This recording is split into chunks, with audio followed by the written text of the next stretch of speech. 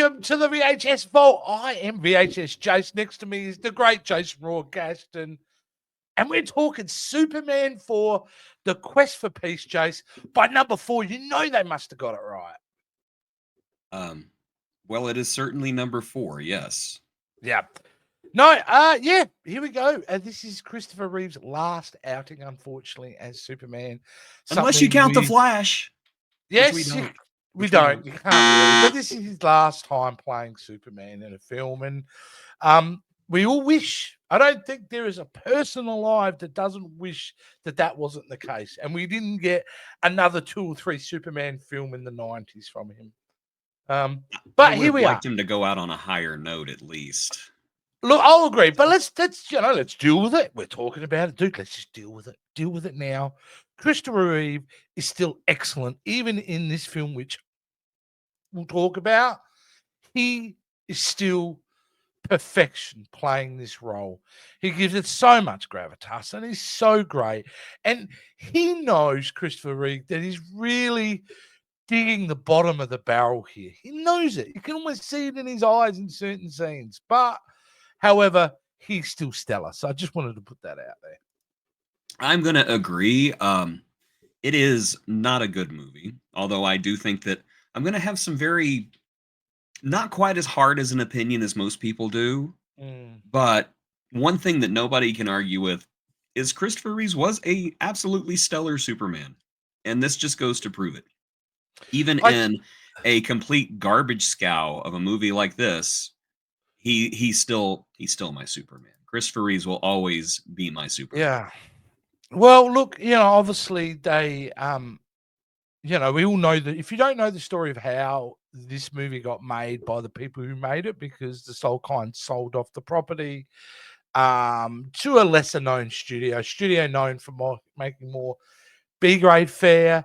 And in a sense, they had all intentions of this being the big budget Superman film that we saw in the last 3 films. They hold no expense. They're big movies.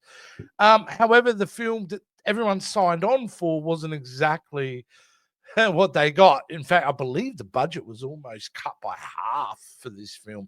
And it shows, Jason, not only in the quality of a script that really looks like it's in its first draft, but the quality of the effects, and even the quality of some of the choices of performers.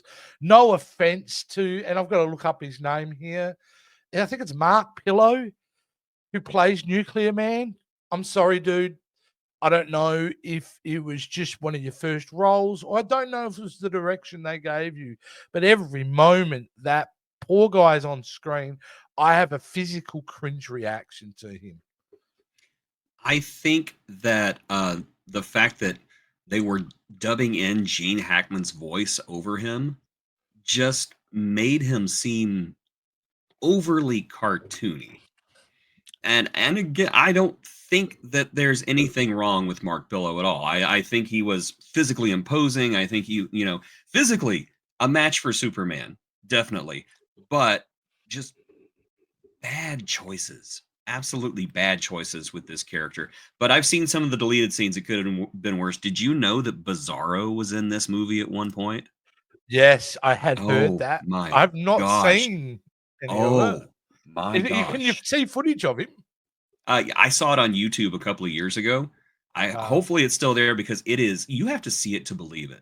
Because if you think Superman 4 is bad, the Superman 4 that could have been was so much worse.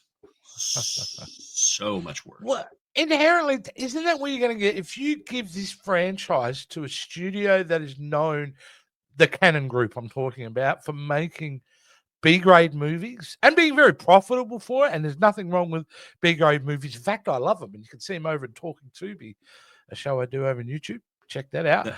Really, where do we find that again? We would find that at YouTube/@TalkingTubi. Absolutely. New show drops in 2 days. Your shameless self-promotion sickens me. However, this is a prestige franchise. I think it's a prestige franchise.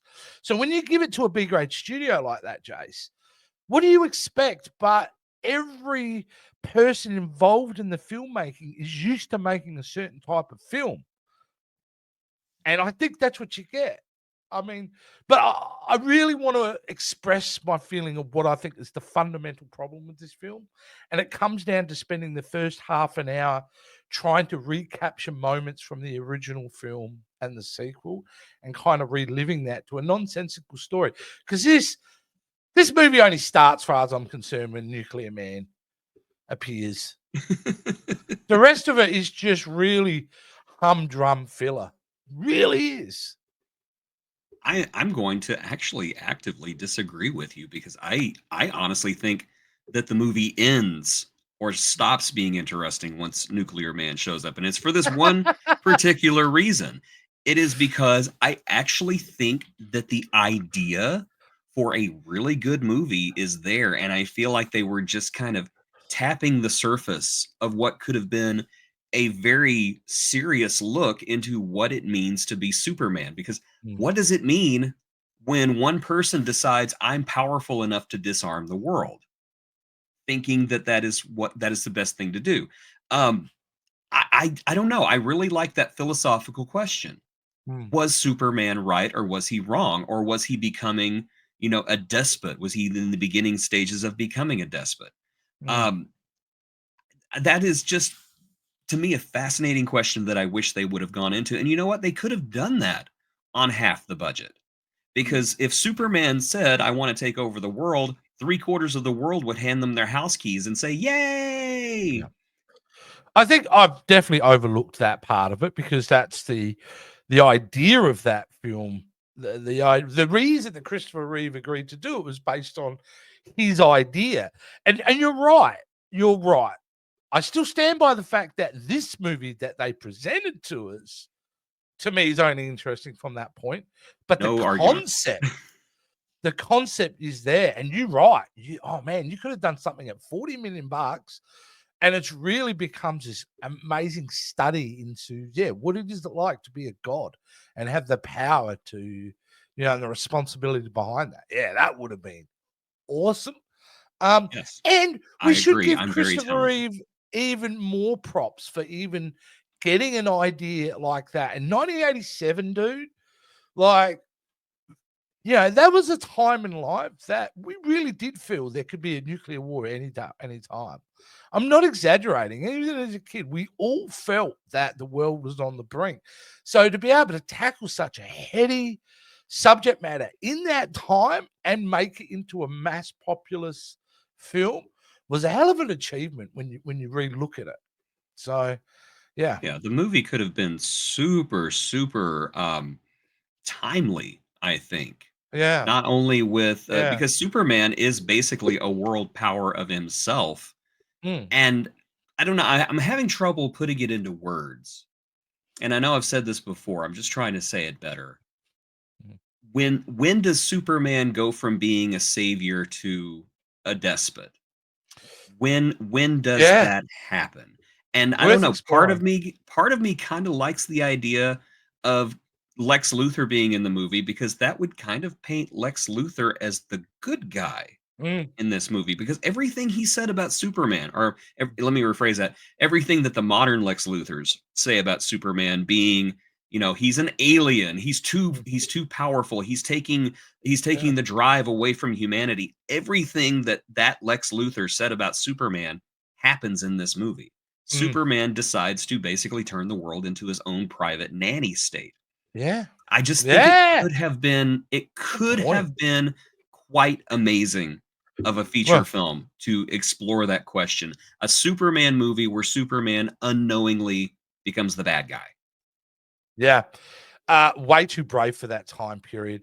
And that requires talent, which unfortunately, a level of talent, let me rephrase it. It requires a level of talent that I don't think we're together for this film. I just don't think the execution of that. Could you do a movie like that today? Oh, James Gunn could. I could see him doing that in a sequel down the road or something. He's undoubtedly. he's got that kind of flavor to him. But yeah, look, the problem here is they don't know really what to do with the movie outside of that Like, even with that concept, they don't know how to approach it. And it's very evident because even though, as an audience, we're supposed to be going, bravo, Superman, well done, get rid of those nuclear weapons. You raise a very interesting byproduct of that decision. This is the fact that now he's God. He's literally just controlling the world now. Yeah, He's and become an emperor in a I way. don't know. It kind of makes me sad because Yeah. we could have had a low budget, very introspective Yeah. journey and study into what makes Superman a Superman. There, Yeah. the internet is full of fools who say that Yeah. Superman's an uninteresting character. Oh, No, the no. fact that he is so powerful to me makes him interesting. The Oh, fact that he can be wrong every now and again, he can make mistakes, that everybody looks at him like he's Christ. You know, the movies keep doing all these Christ analogies. Great. Let's have the characters in the movies look up to him as Christ, only for him to completely mess up. And, you know, oh yeah. gosh, where does that put him then? I don't know. I like that kind of stuff. The kind of stuff that is Well, we'll definitely far be beyond the stuff in Superman 4. Yeah, well, we'll definitely be talking about those themes again coming up in a couple of films down the road here, which Zack Snyder rams down your throat. Anyway, um, yeah, okay. Now let's address. I think we need to address because I'm just going to say it. I watched this film not coincidentally. I needed to watch this film, but I put it on because of this happened. The unfortunate passing away of Gene Hackman. And I happen to know this was filmed on the Oscar. So this was the first thing I watched after hearing that day that Gene Hackman unfortunately had passed away. And I looked at his performance in this, and really, he enjoys doing these roles. I feel like he's enjoying it, but tonally, it's moved into a direction of being comparable to a Batman 66 villain, which is, he's a great actor. And I'm not even going to apologize for this, actually, because, yeah, he's not great in this. In fact, he's only superseded worse by John Cryer, who I think is very competent and makes, as you said in the last thing, makes an excellent Lex Luthor, right? In Yes, coming Lex up in the Luthor on, future. Supergirl. Was it Yeah. Supergirl? Yeah. The Yeah. Lex Luthor on the CW. Crossover He event, was wasn't yeah, it, as well? Yeah. he was really Yeah. good. I thought he was good. Yeah. However, not so in this film. And the whole pair up of them, which was played to comedic effect, absolutely just wasn't funny anymore. I don't know if that's a revisionist history. Maybe I enjoyed it more as a kid. My memory of this movie as a kid is very much not watching it a lot, which is probably the best kind of really review I can give. Is like I watch the other ones maybe 20 all the time on VHS on repeat. This one not so much. And I think they're inherently a real problem with this as well. I saw it as, they tried to get Ned Beatty back, and Ned Beatty said no. And then they thought, "Well, Yes. we have a script, what do we do?" "Well, let's just give Lex Luthor a dumb cousin or a dumb Mm, nephew or a dumb son." I don't even remember what the yeah. relationship was between these 2 because it was just Nephew, I think, yeah. and what's he supposed to be? An evil ducky? Like I I'm not sure what John guess, I Christ don't trying to know. do there with that Yeah, role. but, you know, Um, he had the whole, California accent. Oh my god, and that it was just like it was an SNL skit. Yeah. yeah, it really was. It was an SNL skit, a bad one. Mm, And I like John Cryer, I do. And in his defense, even he hates this movie. So yeah. there's that right Yeah. there. Now, okay, I got to ask you this one, Jace, because we, Yes. we we both agree the spinning of the planet was pretty dumb. Pretty Yes. dumb concept, right? Didn't Yes. work once, and we had to revisit it in the Donner's cut. What about moving the moon? I Was don't hate that it as much as okay? spinning the planet backwards. I don't. Okay, that is something Superman can do. Because he's He can Superman, move the he's moon. powerful. Now, I do think that we should have seen like gigantic tidal waves on the Well, I earth was and gonna like say the property catastrophic damage and results. everything. But, you know, it's that's something Superman could do. He's not turning back time just because the writers decided he needed to do it. If anything, I think Superman's new power in this movie was the power of being a complete total flippin' idiot and never like I'm gonna put nuclear man in a box right here on the moon, and then never turn around and look to see if there's any holes in the box because I'm Superman. It is Just so dumb. So dumb. he did have some weird powers, like the ability to restore bricks just by staring at things. Ah, yes, he's got the. I just thought he had the time stone, like it's Doctor Strange or something.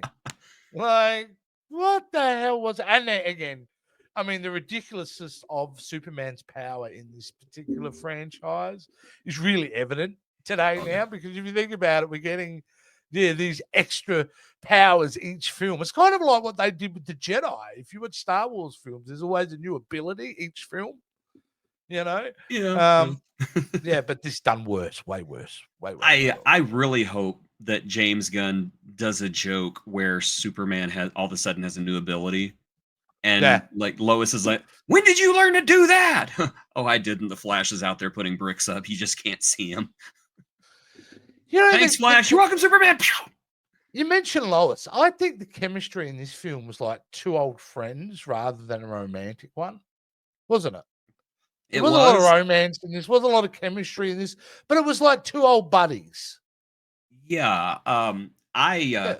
I know that there was some personal conflict between Margot Kidder and Christopher Reeve here. Margot Kidder Okay. said in her autobiography that Christopher Reeve was kind of an egomaniac at this point, and that he was looking down on everyone, and so Mhm. that could have had something to do with it. Could have had something to do with it. Yeah. Yeah, I still think that Margot Kidder's part is better if you have it in your head that the amnesia kiss didn't work and that she knows.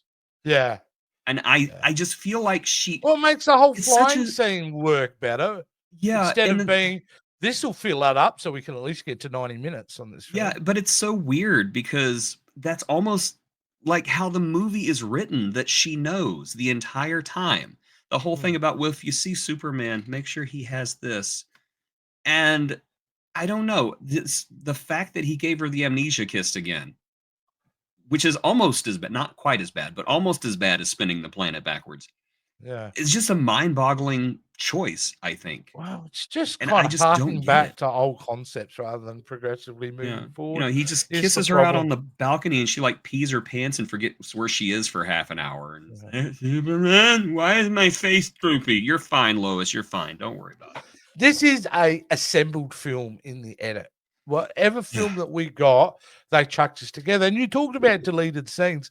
I know that apparently 45 minutes of deleted scenes cut out of this film due to early test screenings. 45 minutes exists out They there had of this test film. screenings and this was the best Yep. version they could come up with. Well, Oh this my is the god. version they put together after the bad reaction, apparently. Did they not check it again or were they just out of money? Uh, don't know.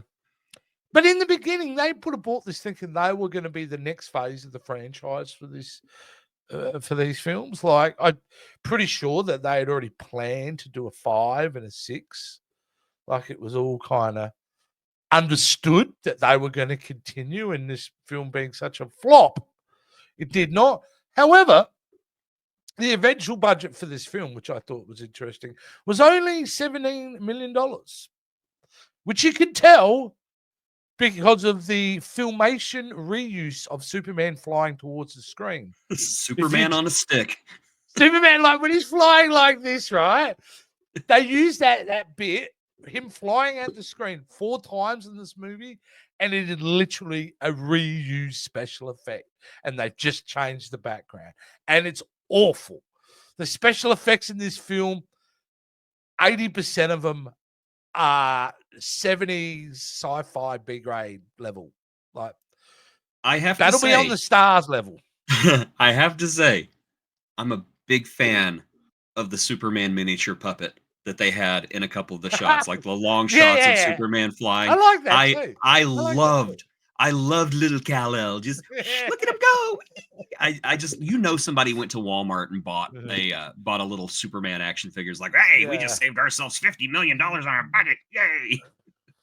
I just don't know, like the model shots in this film really stand out as model shots in this film, which I don't mind.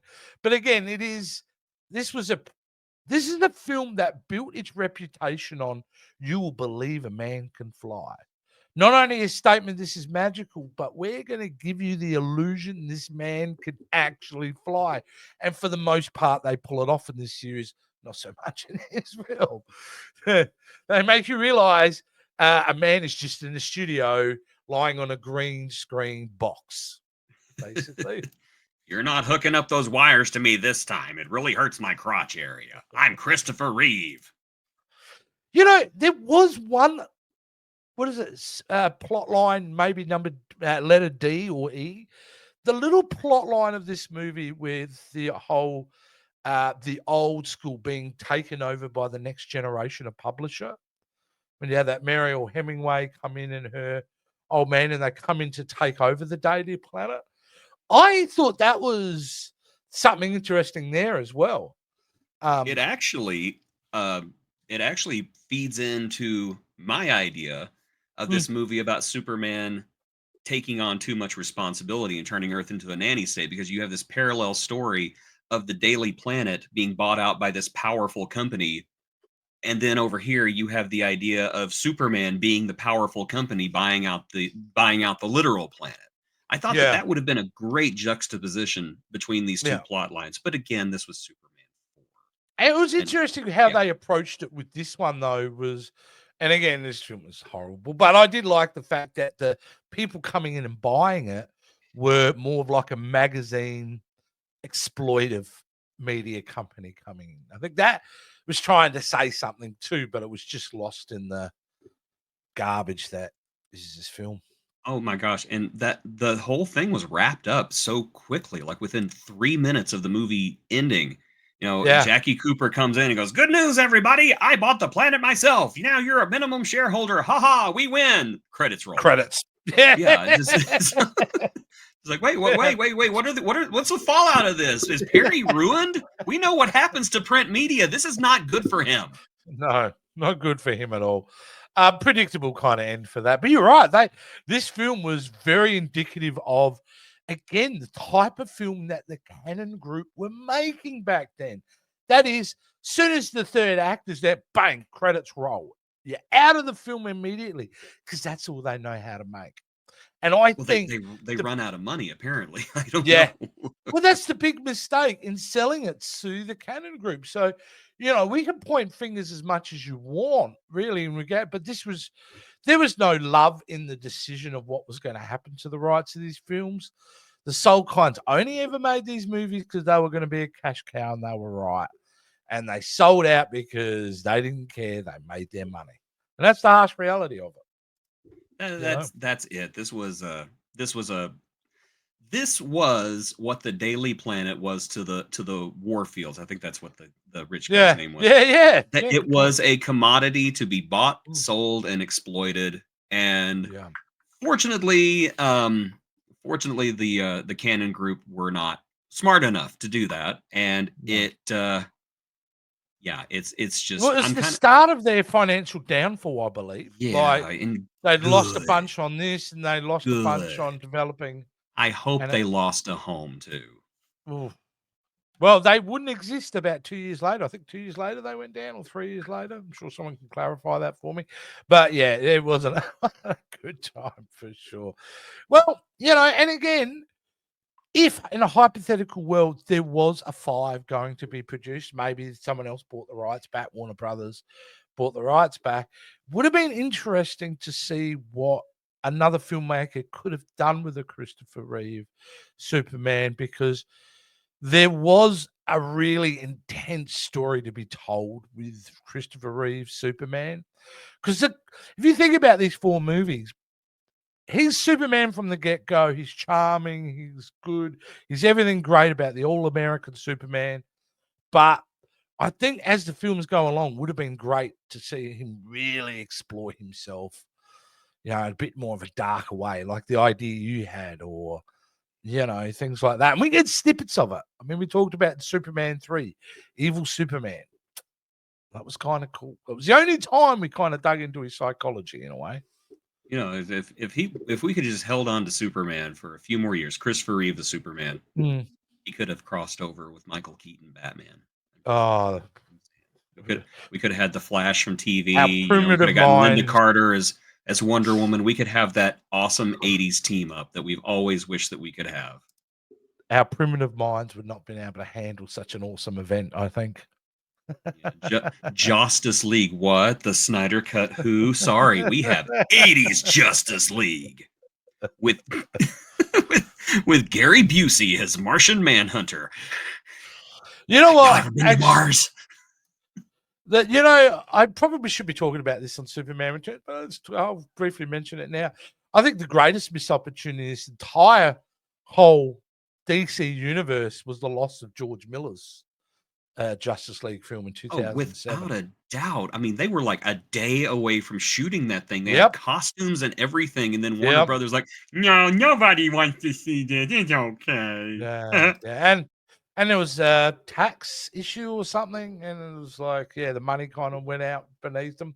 But I like that storyline because it really was around the Flash. It was, he was the one in the end, But yeah, never mind, we don't get that. But we did get 4 films starring Christopher Reeve, who was, I'm sorry, my generation Superman. I respect everyone else that pays him, but my heart, and when I think of Superman in my mind, it's immediately Christopher Reeve. And wherever you are, thank you so much, because you're a cornerstone of my childhood. That character and the way Christopher Reeve portrayed him as a kid gave us hope. It did give us something to aspire to. We all put on a towel around our neck or a sheet and ran around the house feeling like that we could too one day be Superman. So thank you, Christopher Reeve. I gotta echo what you just said. With nothing but respect to all the supermen who have come and gone, Christopher Reeve is the bar that has yet to be matched again. Some have, in my opinion, come very close. I actually think that Tyler Hoechlin on Superman and Lois came very, very close, but still couldn't reach it. And it is the presence, it is the performance. Christopher Reeve was Superman. That's just it. He was Superman. There's no ifs, ands, or buts. All the rest, very good Supermen, and Dean Cain, but still not Christopher Reeve. And I think a lot of them would probably agree as well. It's about this timeline that I really thank the Lord that you just said that, not Dean Cain. Because if we were doing TV shows, oh my, we'd be into that era having to watch that. They had 4 or 5 seasons, I think, didn't it? No, overall, this movie is not great. It's it was sad at the time. It was just a really, tacky attempt of trying to get away with a cheap Superman, and it failed for all the right reasons. So there it is. And it did enough damage, Jason, that it took 19 years to then get the next Superman film after this. And that was 2006. And our next Superman film is actually, okay. No. Whoa. No. You are forgetting, my friend. There is another 80s movie in the Superman canon, and you are trying to escape it, but no, we have decided to suffer through every glorious moment of the Superman franchise, and you cannot have a Superman without a Supergirl waiting in the wings. That's it. Correct, right, guys. The Woman of Tomorrow is making her way to James Gunn's DC universe, and so we are taking a look at Supergirl. Which is currently, the new one is currently, as we speak, filming in London, UK. So, which is really exciting. Woman of Tomorrow. The Woman of Tomorrow. Now, people may go, well, hang on. If you're doing Supergirl, why are you doing it after Superman 3? Because it technically came out in 1984 and this came out. All right, relax, because Christopher Reeve deserved to. I wanted to tell his Superman story in full before we moved away from him. So that's why we did it. So most of you won't care. I honestly thought Supergirl came out after Superman 4, so I was just really surprised when I heard that it came out between 3 and 4. I was just like, what? What do you mean Supergirl Well, came out between 3 and 4? I watched Superman 4 for God's sake. We're doing Superman 4 this week. it was very notable for me as a child because it was the first time I ever noticed or saw a film come in and out of cinema so quickly. Because back in those days, like E.T. ran for 9 months. Like movies ran for a long time. But this thing was in and out. So I have Faster not than seen a it. speeding bullet. I have not seen this in 41 years. I have not seen it since I watched about half of it on video back in the Mhm. 80s. So it's been about the Yeah. same amount of time for me. So I'm curious to see because Me even as too. a kid, I watched it and then halfway through I was like, nope. Yeah, sorry, It's going to no. be interesting to check it out, but it's got to be done. You're right. We want Yeah, to we have play. to do it. We But the have to do it. question is it better or worse than Superman 4? Because I remember it being worse.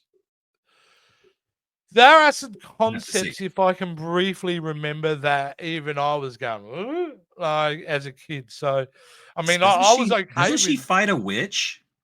something like that. Yeah. It's Faye Dunaway. I know that. Well, I'm a big Faye Oh, Dunaway fan. But Faye Dunaway. I've yeah, met Faye Dunaway. yeah, you have. She's not a nice person. She wasn't nice to you that day. No, she was not a nice person. I kind of like her even more now. But it did also have the great Peter O'Toole. We get to see Peter O'Toole in the Mhm. DC universe, so that's Yep. a highlight. And I think. of course, you're forgetting about the biggest star, uh, the legacy star from Superman, the one actor that they were able to talk into Oh doing yes, of course. Mark McClure returns Yeah. as Jimmy. Hi, I'm Mark McCullough. You might remember me from the other Superman films. Hi, everybody. I'm the Jimmy Olsen they never did anything with. Yeah. Yeah. Except all the commercials and all the behind the scenes making of poor Mark McClure.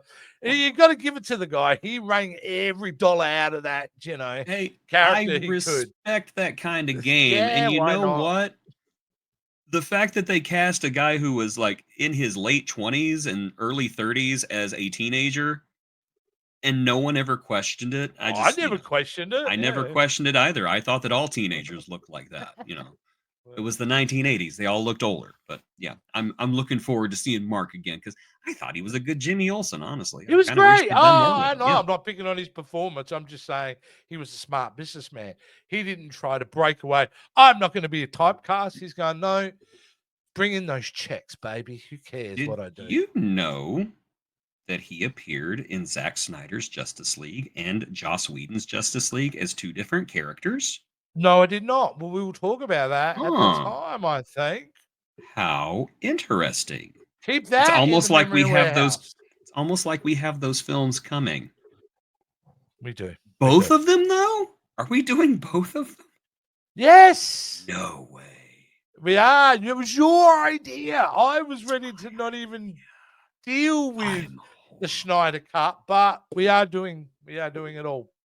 You And I drive think me you're right to do it all, actually, because they are, in many ways, very different from each other. So I'll be looking very forward to much talking so. about that. Very much Now, so. next week, Jason, though, we are not. The next episode won't be Supergirl. In fact, we are going to be doing something quite rare in this show of ours. We're going to be dealing with an Australian movie. I'm afraid. Yes. I'm afraid because the thumbnail you made for this thing. Well, let's take a look at it. Chopper. It is. Look, this movie is an Australian icon. There's no doubt about it. I don't know how you're going to feel about it. It's very dark. It's very funny. You have It's met very me, right? Australian. So you have met me. You've met the evil me that we don't put on YouTube. okay. Yes, I know.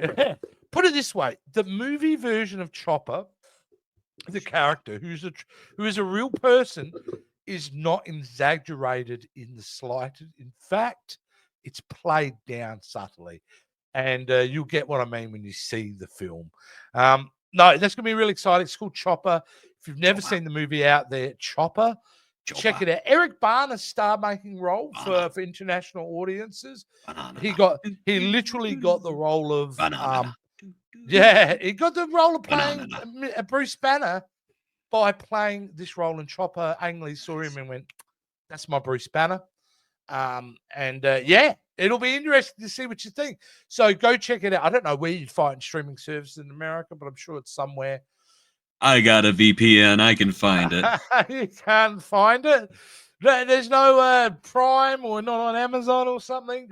I have no idea. I'm just saying that if I have trouble, I can find it. This episode not brought to you by NordVPN, but we are listening. Hey, I'll be honest with you. I use NordVPN. It's a great product. There you go. Protects us securely and make sure that hopefully one day you pay us. Not until they pay. Nope, not until they pay. Yep. Okay. All right, guys, that's it. We'll check you out next time in the VHS Vault. Join our Patreon. Patreon. Yes. Join our Patreon. We want money. Join our Patreon.